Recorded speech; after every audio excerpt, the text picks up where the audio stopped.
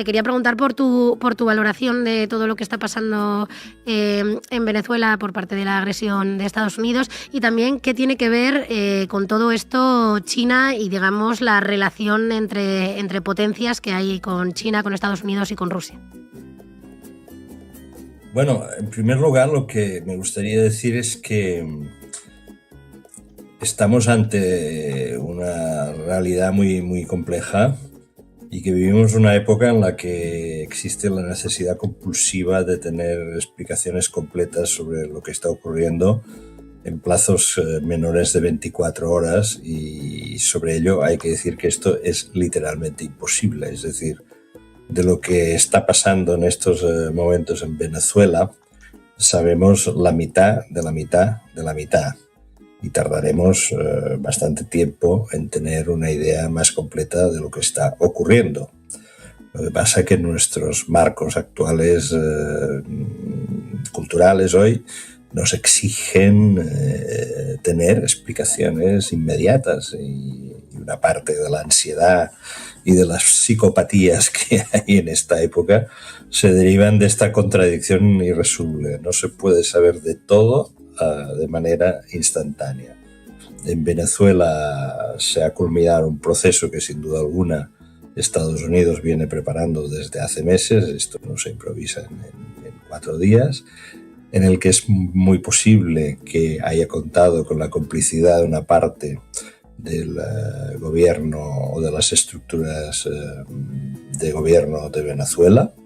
Creo que esto hay que prestar mucha atención, porque por muy audaces que sean los soldados y los oficiales del Delta Force, acceder a la residencia del presidente de un país que está amenazado de invasión, que por el caso de Venezuela, no es una labor fácil si los defensores, el aparato militar, digamos, realiza sus funciones. Hay zonas de misterio en lo que ha ocurrido estos días.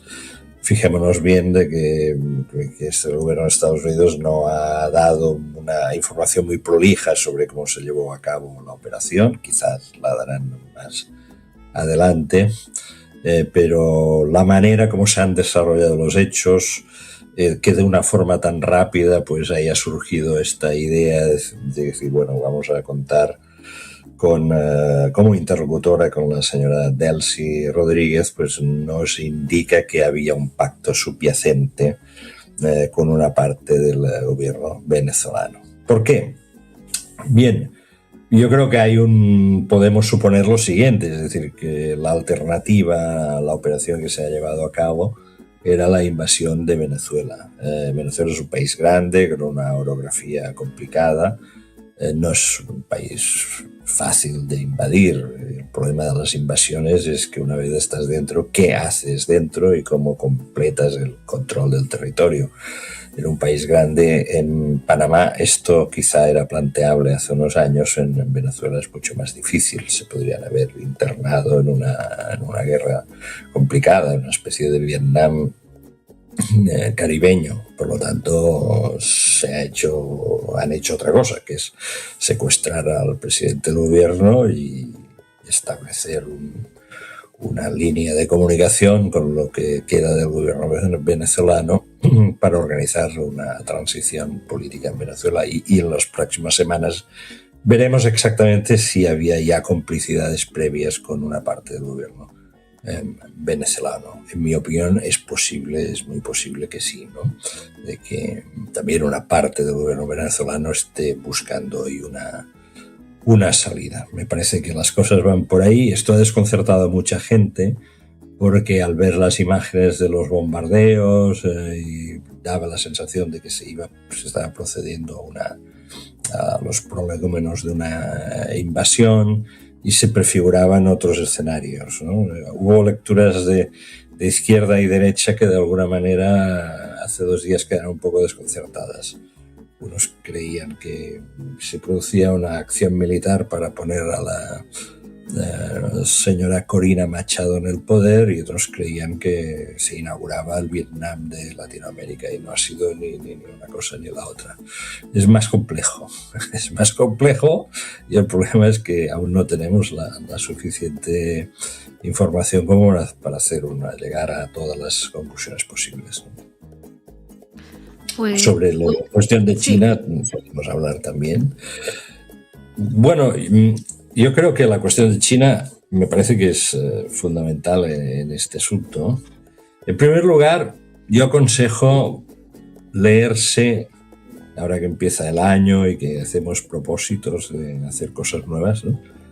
Hay que leerse la estrategia de seguridad nacional de Estados Unidos, la nueva estrategia de seguridad nacional, publicada a principios de diciembre, si no recuerdo mal, principios de diciembre de este año. Es un documento que se puede hallar por internet fácilmente. Hay que leerse porque allí está todo. Allí está todo. Y realmente lo que ha ocurrido está ahí. Porque ese documento, o sea, cada presidencia norteamericana elabora una doctrina de seguridad nacional en la que expone su visión del mundo y cuáles son las prioridades de Estados Unidos de acuerdo con esa visión del mundo. Y en ese documento pues, se dice pues, que el continente americano no debe ser escenario ni plataforma de potencias exteriores al continente americano. Una clara alusión a China, ¿no? Se vuelve a aquel viejo concepto de Europa, de América para los americanos, que podía interpretarse en su sentido más literal como América para los norteamericanos, que en su momento hizo un presidente norteamericano que se llama Monroe. Es decir, el documento dice China fuera de Latinoamérica. Y cuando dice China fuera de Latinoamérica, dice hay que acotar la presencia económica, logística de China en Latinoamérica. Y esto vale para el Canal de Panamá, y esto vale para Venezuela, y esto vale también, si América es para los americanos, vale para Dinamarca. Por esto ayer Trump volvió a insistir en el calor de lo que ha pasado en Venezuela. Dijo ayer, y Groenlandia será nuestra. Los de Dinamarca están lívidos porque les estaba diciendo, como no aceptéis mi oferta de compraros la isla, un día vamos y la tomamos. Estaba diciendo esto, ¿no? Bien. Esta es la doctrina. Esta vez nadie puede llamarse a engaño por una razón, porque está escrito. Está escrito. No, es que no, está escrito. Y está escrito que no les interesa la Unión Europea y que van a intentar la liquidación política de la Unión Europea, no mediante la invasión de España, ni secuestrar a Pedro Sánchez, ni a Macron, ni a Merz en Berlín, sino promoviendo a los partidos que ellos llaman fuerzas patrióticas europeas, es decir, los partidos como Vox, como Salvini en Italia, como Meloni, etcétera, etcétera, para que vayan teniendo mayor fuerza electoral y para que llegue un momento que el concepto europeísta que ha prevalecido hasta la fecha pues quede desactivado en la medida en que en la mayoría de los países europeos haya mayorías parlamentarias de distinto signo que de alguna manera neutralicen la actual Unión Europea. Y el documento dice que llegarán, fijaos bien, llegarán a acuerdos estratégicos de equilibrio estratégico con Rusia. ¿Eso qué significa? Bueno, pues que estaremos enfrentados en algunas cosas y en otras pactaremos. Y esta es la filosofía que está inundando pues, la negociación en estos momentos de una hipotética alto el fuego y situación de paz en Ucrania, la guerra de Ucrania, sobre la base de que los americanos están dispuestos a hacer concesiones a Rusia superiores a las que están dispuestos a hacer en estos momentos los ucranianos. Y esto significará, a mi modo de ver, porque ya hay indicios de ello, de que es posible que asistamos un pacto entre Estados Unidos y Rusia para repartirse el Ártico. Fijaos en una cosa, cuando Trump insiste varias veces a lo largo del último año en que quiere Groenlandia, Vladimir Putin no ha dicho nada de que le parezca esto, no sé, un ejercicio de imperialismo, una cosa tolerable, teniendo en cuenta que Rusia tiene hoy una posición claramente preponderante en el Ártico. El 52% de las costas del Ártico pertenecen a Rusia. No ha dicho nada. Sí, dijo una cosa. Bueno, dijo hace un año, esta es una vieja reivindicación de Estados Unidos. Punto. Es decir, en este documento de la nueva estrategia de seguridad nacional norteamericana están dibujadas las bases de una política exterior de nuevo tipo, con unos grados de agresividad notables, que pretende una transfiguración muy importante de las relaciones internacionales. Y los acontecimientos de Venezuela nos dicen que esto va en serio, que no es una retórica, que hay un programa y que lo piensan llevar a cabo. Y lo que ha pasado en Venezuela encaja perfectamente con ese programa. Y la cuestión es China, efectivamente, por varios motivos, porque China tiene una presencia económica importante, relevante en todo el continente latinoamericano. En primer lugar, como compradora de materias primas, desde la soja de Argentina, la soja del Brasil, el cobre de Chile, etcétera, etcétera, múltiples materias primas. Y en el caso de Venezuela, no es ningún secreto, aunque tampoco es una cosa que haya sido voceada de manera muy intensa, pues China desde hace más de un año había establecido un mecanismo de pago que prescindía del dólar para adquirir petróleo de Venezuela.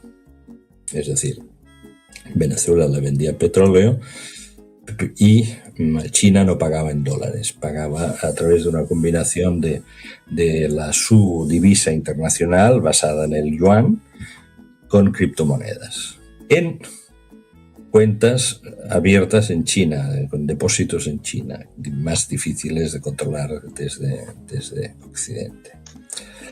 Esta no es la primera vez que algún país intenta, digamos, romper con el petrodólar. ¿El petrodólar qué es? El petrodólar es el pago sistemático en dólares en el mercado de los hidrocarburos. Es una masa ingente de dólares que circula por el mundo, puesto que la compra-venta de petróleo es una actividad comercial de primerísimo orden, que garantiza a Estados Unidos la fortaleza de su moneda. Y garantizada la fortaleza y la centralidad de su moneda como moneda de referencia en las principales transacciones comerciales, pues esto le ayuda pues, a financiar su déficit, es decir, todo el mecanismo de circulación financiera de Estados Unidos, ¿verdad? Los petrodólares vienen de los años 70. En el 71 pasó una cosa que fue muy importante, que ya casi todo el mundo ha olvidado, es que Estados Unidos rompió con el patrón oro, es decir, el dólar dejó de estar referenciado al oro.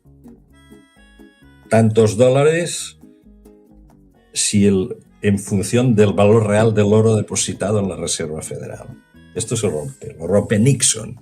Nixon fue un tipo que acabó mal, pero que tuvo alguna serie de iniciativas que tuvieron repercusiones en el mundo. Podríamos decir que la ruptura del patrón de la referencia del dólar oro abre la puerta a lo que ha sido el predominio de las finanzas en la economía occidental desde los años 70. En el 73 se produjo la crisis del petróleo, otro acontecimiento muy importante. Encarecimiento de los precios, se multiplicaron por 4 los precios del petróleo para Occidente.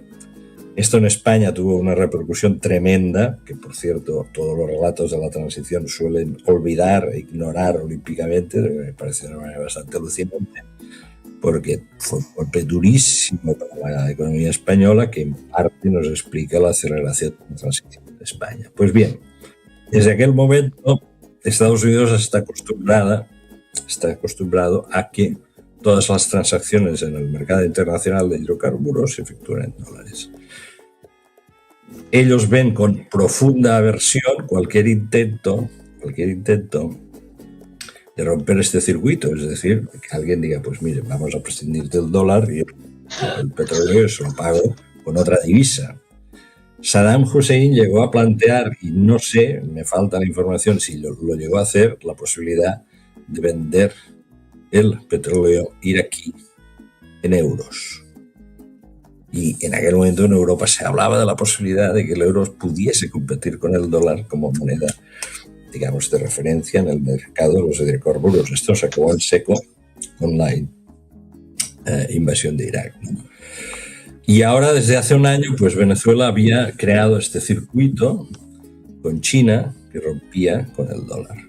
Y existe constancia, al menos la gente del sector de la energía que conoce un poco el tema, pues que algunos países esto lo estaban observando con mucha atención, Rusia, Irán, pero también Brasil y atención también Arabia Saudí.